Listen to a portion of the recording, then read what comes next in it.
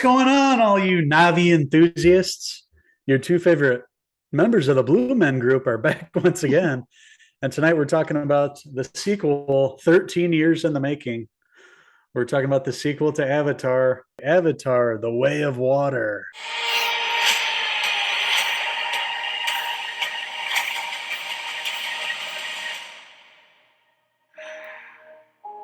Avatar, The Way of Water. And that's right. 13 years later, we finally get a sequel to a movie that we all forgot about. And that tonight we're going to be talking about James Cameron's brand new film that hit theaters. And that's right, the CGI Fest. And that's right, Avatar: The Way of Water. And this is a movie that you actually got to check out in IMAX 3D. Is that correct? Yeah, on the biggest screen possible in 3D. Really the only way to see it. I mean, if you're a big fan of Avatar, that's one thing, but really it's all about the experience, the whole, it's like being on an amusement park in an amusement park ride watching this film in 3D and IMAX. That's really what I wanted to see, the spectacle of it. I wasn't blown away with the story or anything like that with the first one, but it was in 2009. I went and saw it with my dad and my brother in the theater, and we were blown away by that experience. Just the 3D, how good it was. The best 3D movie ever produced. The most well done visuals in that medium, and really set the bar for that. And what followed that movie, not a lot of 3D movies followed. Really, they tried it for a long time, and then as the years went by, people got less and less interested in the 3D aspect of things. And really, the past couple of years, they haven't even really offered a lot of 3D showings of movies. It's kind of a dying thing in the cinemas. Well, now 13 years later, James Cameron's been working on not only part two, part three, and then he's already shot even some of four, and he's bringing it back and brings back Avatar in the biggest way possible in the formats, obviously at IMAX 3D.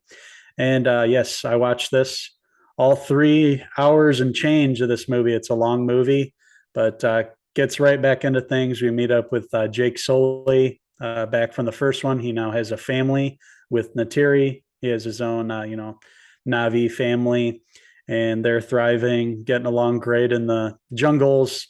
And that's when the movie starts, is when, the humans return to Pandora, and they're not there to make friends. They're there to, kick ass and take a little vengeance. And that's where we set up the villain that we saw in the first one, Quaritch. He's back, although it's not really Quaritch. It's Quaritch in an avatar form, who's had his DNA and his, all his thoughts and consciousness uploaded into an avatar, a Navi avatar. So he's blue, but it's the same old Stephen Lang that we remember from the very first film, back for vengeance, and he wants Jake Sully. Same old heathen. That's right. Uncle Stephen Lang, that's right. But the whole setup is absolutely beautiful in this movie. You're going to be going for a visual spectacle, and that's exactly what you get. I only got to see it in a normal theater, so I didn't have the 3D IMAX experience. But I'm not really into the 3D as much, and it's kind of dying, as you were saying.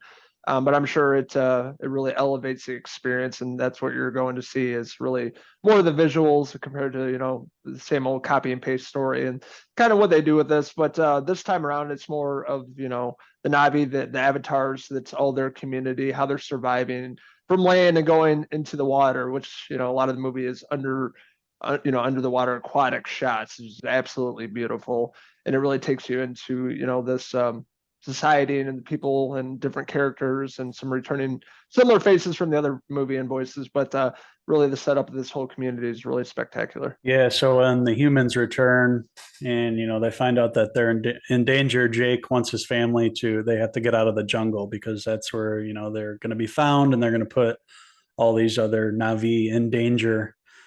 So they decide to leave and go, seek other places on Pandora, and they end up going to, this water community that's, basically on the ocean there in Pandora, the Metkaina clan.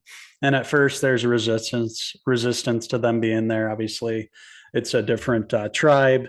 They're more accustomed to being in the water all the time. And, they understand that there's going to be danger if Jake Sully's going to be there. And then the humans are obviously trying to find Jake, that eventually the humans are going to find them there and put them into danger.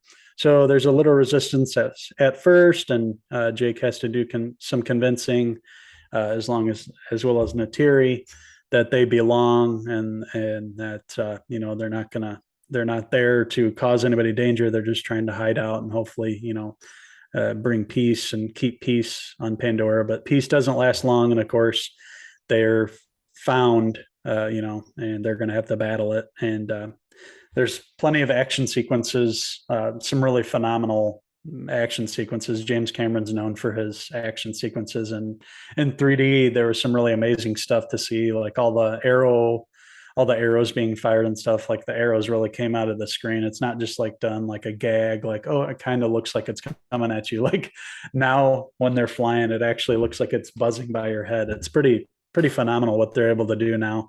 And not only that, it just feels like you're actually with them on the screen. It's not just them popping out a little bit. It actually, the experience, it makes it so immersive that it actually feels like you're there, like kind of looking from a little bit farther away, but it makes you feel like you're on this world with them.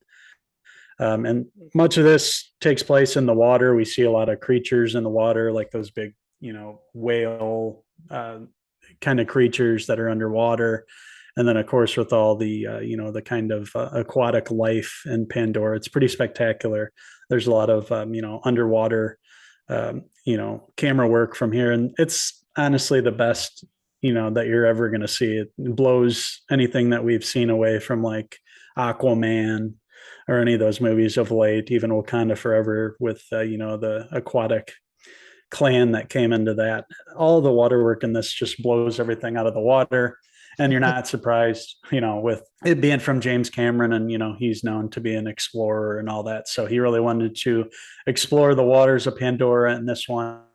So you do see a lot of awesome thing, and you see, some boat sequences towards the end of the movie, some really, some cool scenes where, they all have to work together with this Metcaina clan.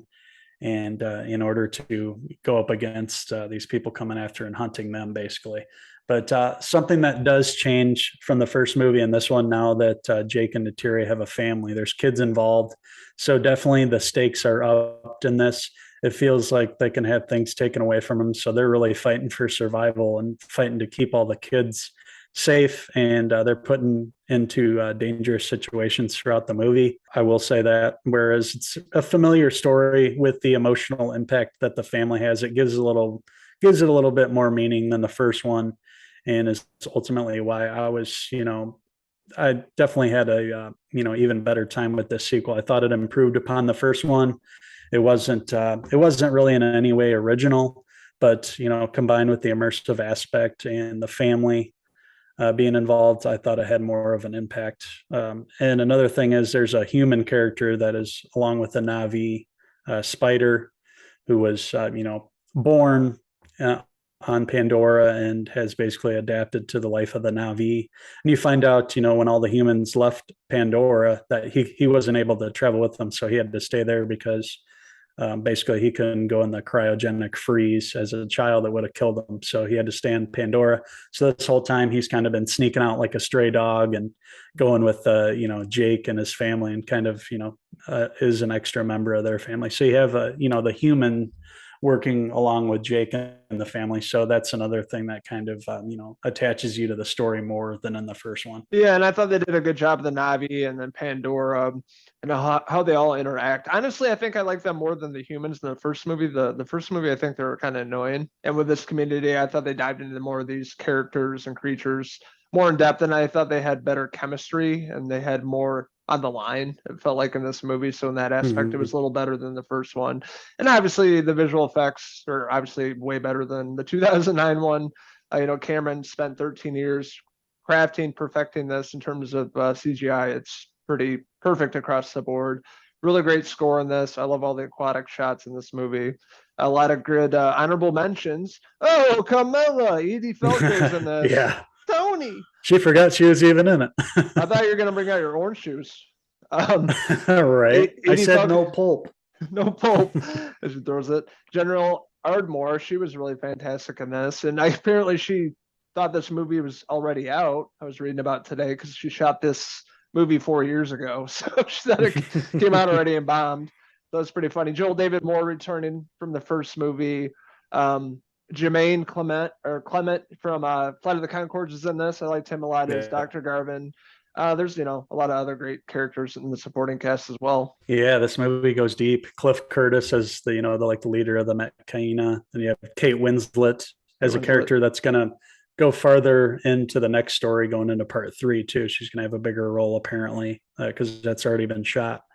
But yeah, just a lot of great action sequences. Obviously, it took me about 15 minutes to get back into this world and get used to seeing a bunch of blue characters on screen. It's kind of throws you off at first, of course, because we're not used to seeing, a bunch of aliens in this bioluminescent world. But once the action kicks in and you're taken to this, different part of Pandora with the water, the beautiful waters, and seeing all the work that must have went into, shooting all these awesome sequences underwater and then putting together the big action sequences. There's several throughout the film. So at no point was I ever bored during this at all. I got up once during the film. I went to the bathroom right before, and then I had to go 2 hours in. I didn't feel like I missed anything though. If anybody's going to see this, definitely go see it in the biggest screen you can. Get the whole experience, because I think that, it's a different film if you're going to watch it at home or, watch it even on a regular screen. It's not going to be the same thing. It's all about the big spectacle and the big cinematic 3D immersion that you get from this film. Just blew me away, and bumps up the score for me. Whereas the movies, probably more like a 3.5 with the whole experience. It gets a boost for that for sure. Yeah, and I have to disagree because I didn't see it in 3D IMAX like you did, so it didn't elevate it for me. So that's why it's going to get a little lower score for me. But all across, just seeing this, visuals are mind-boggling. They're so good. You can tell that they really perfected this, new technologies, and everything just looks seamless and smooth compared to the first movie. Took their time, obviously, making this. I just think the script and some of the characters weren't as memorable or good as other movies, and it's kind of a story we've seen before, but you're really going into this movie for the visual spectacle that you're going to get with James Cameron. So that being said, I'm going to give Avatar: The Way of Water a 3.5 out of 5 James Cameron hair pieces. Yeah, like I mentioned, go see this on the biggest screen possible in 3D if you can. It's going to be a totally different experience, something like you haven't experienced before in the theater. It's really what James Cameron's doing here. He wants to give you an experience rather than just a movie. Let's hope in the sequels that we're going to get a better story, which I think we will. I think he's been teasing it lately. Each one's going to get better. So don't wait don't wait to see this at home. Go see it on the big screen, and he promises that it's going to pay off. So we'll have to we'll have to see if that turns out or not. Whether that happens or not, that's to be seen. But I definitely had a great time at the theater. It's awesome to go see this. And I think you guys will have a good time at the movie. Even if you don't love it, I think, just for the whole thrill of it all, it's definitely worth it. And something I've been thinking about since I've seen it. And I definitely go see it again with a friend or something if they wanted to go see it. Like my good mate Logan here, I'd like to take him to the theater to see this. Aww. So with that being said, I'm going to give Avatar: The Way of Water a 4 out of 5 Jake Sully hair pieces. So we're interested from hearing from all you wild alien creatures out there. What did you like about Avatar: The Way of Water? What didn't you like about it? What's your favorite James Cameron movie? Let us know in the comments below, and don't forget to click subscribe.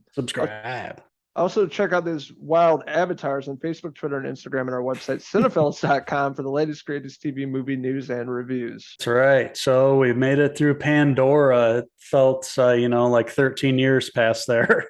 That's a crazy amount of time to wait between sequels, but we've had to wait for several this year. We've, obviously with Top Gun Maverick, we waited 30 plus some years. So I guess, 13 years isn't too long to wait for a sequel. Well, let's be clear here. I wasn't waiting for this movie. I didn't want this movie. So there's a difference there, but we got it anyways. And overall, the payoff was decent. Yes. Payoff was decent, but there'll be more. Make no mistake about it. There's going to be more. There's going to be a part 3 for sure. and this is already approaching 500 mil at the box office. So this will Really? be interesting to see. This will be interesting to see in the next coming weeks because there's let's see what Babylon's coming out, which doesn't have very good buzz so far.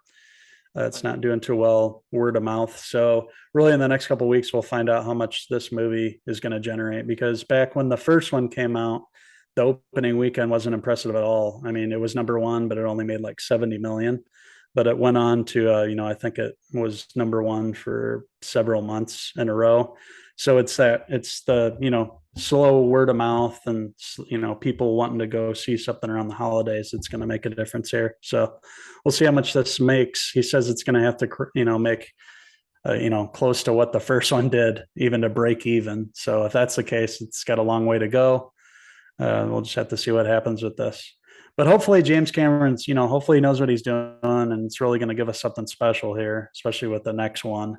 And hopefully this is all leading to something great, because like we said, the first two are so similar with the plot and everything. It'd be nice to get something totally different. So start from scratch. We need new writers on this and just do something completely different, something we haven't seen before, and then you'll get a larger audience that are people that are interested. So yeah, we want to hear what you guys thought of the movie. If you guys have seen it yet, please let us know after you go watch it what you think. I mean, there's a lot of people that didn't really care for the first film, but maybe that was so long ago you just kind of forgot about it and forgot about the experience of seeing it, or maybe you didn't get a chance to see that one in 3D, but this time you saw in 3D and you were blown away.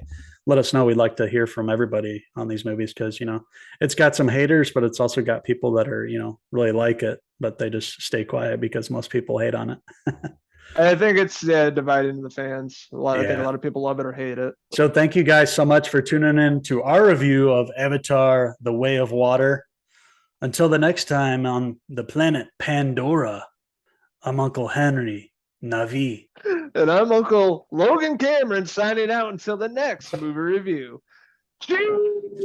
Cheers!